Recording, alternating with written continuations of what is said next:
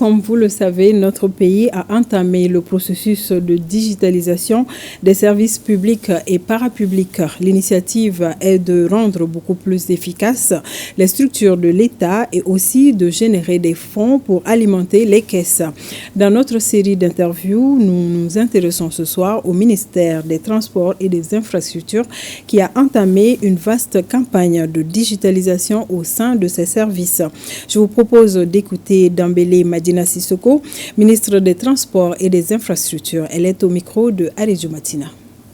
Le président de la transition, vous savez, le 22 juin 2024 à Sikasso, a fait une déclaration par rapport à la digitalisation des services publics et parapublics de l'État.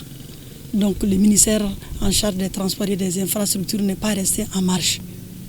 Donc au niveau de la direction générale des transports, qui a pour mission la délivrance, l'émission des documents de transport, a développé une plateforme sécurisée pour la délivrance des documents de transport.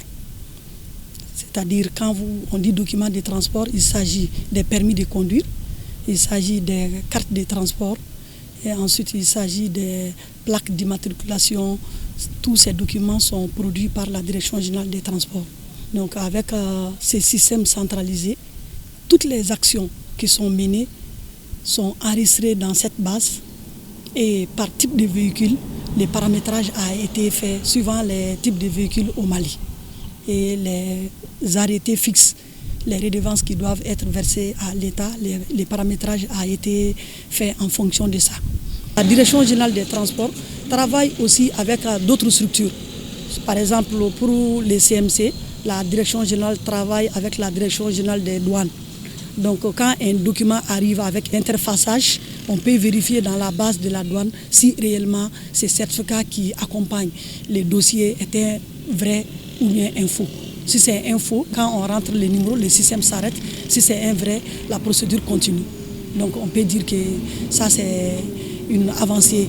Et ensuite pour les paiements, l'agent n'est pas obligé de faire les paiements directement au niveau de ces services.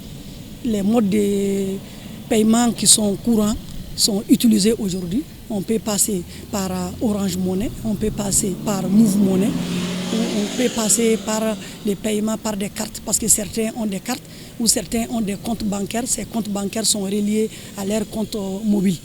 Avant la digitalisation, les parkings rapportaient aux ADM, aux aéroports du Mali, entre 6 et 8 millions par mois. Aujourd'hui, avec la digitalisation, on est entre 40 et 42 millions par mois. Le paramétrage est fait que c'est des barrières, c'est pas manuel et tout est automatique. Nous demandons à tous nos usagers d'adhérer à ces nouveaux modèles que nous sommes en train d'implémenter au niveau des services techniques du ministère des Transports et des Infrastructures.